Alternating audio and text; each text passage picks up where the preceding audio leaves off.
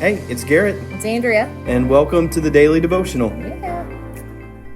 So I think like one of the hardest things to do is when we plan for events and we are unable to get a head count or know who's coming. And so I know today is Matthew chapter 14. Mm-hmm. And I was thinking of when we did a memorial service Mm-hmm. at the church. And I don't know if you remember this, but we were going to have just a small family dinner for the family. Mm-hmm. And I think the family misunderstood. Do you remember what I happened? remember what happened because, yeah, we just planned on the family, and they went ahead and just invited everybody. Everybody was a part of the service, saying, "Hey, the church has got dinner for everyone," and so we are like silently like freaking out because Right. we'd only planned just for the immediate family. And this was at the end of the service. So Yeah. we had everything set out. Mm-hmm. And I know my mom was back helping. And we looked at each other like, well, it is what it is. We didn't have enough of anything. And this was a pretty big service. Mm-hmm. It was a very well known person. And so we were like, what are we going to do? And my mom's like, well, let's pray. Mm-hmm. And I'm like, that's all we got. So let's just do it. It was the craziest thing. I was baffled by what happened.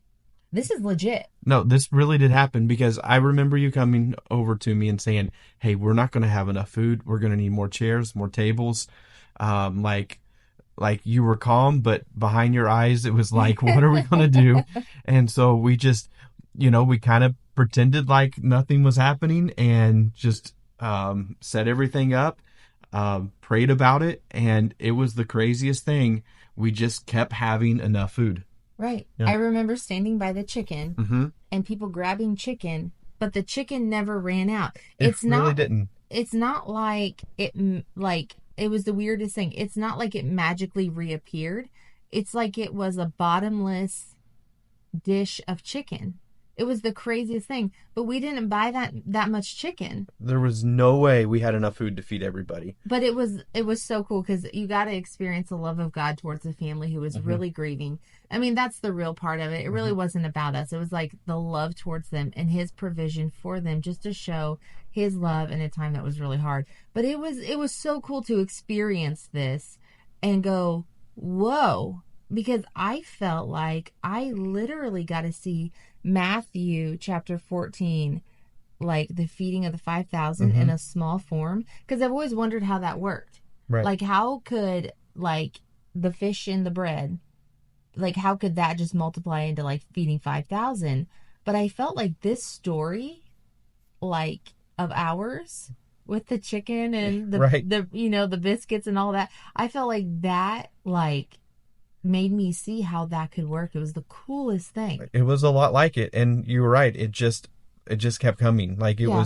it was the weirdest thing. It wasn't like, "Oh, this is empty now," and then we shut the lid and then magically appeared Yeah. again. It wasn't No. like that. We just kept having enough. Yeah. And it was this story in real life. Yeah. And it was a real life miracle.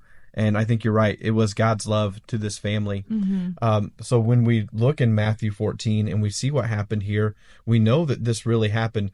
I know you got some stuff about it. I got one quick thing. Absolutely. When Jewish people would travel, or they would know they were going to be out, they would carry baskets with them with extra food, because if they were going into Gentile cities, they couldn't be sure that they were going to have the food they needed that wasn't defiled or wasn't clean and everything.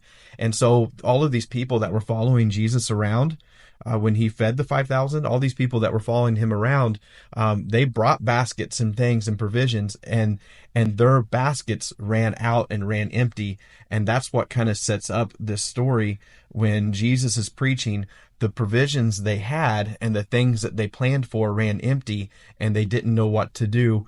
And even when the disciples said, well, it would be impossible to go back into town and everything, part of the reasons why was not only to have enough food for everybody, but they weren't sure if they were going to have the correct food. Mm. And that was just something crazy about it. So I know you got some good stuff too, so I want to hear it. Yeah, no, I think that's really good. I mean, I just think this story, like, it just sets up so much to show the character of Jesus. Mm-hmm. it's not just about food. I mean, that's really cool. It's not just a magic trick.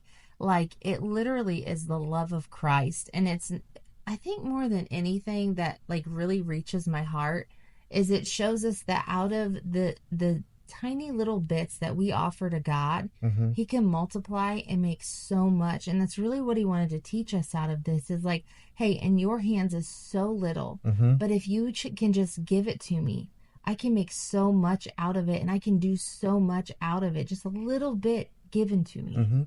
Yeah, that's exactly what happened. Like just what was brought to Jesus even was so little, and but in his hands it was so much. It was everything that people needed. And that is really good encouragement for us. Even if you do feel like you don't have everything you need, God really does. And so you bring what you have and you say, God, it's all yours. And he has this way of multiplying it.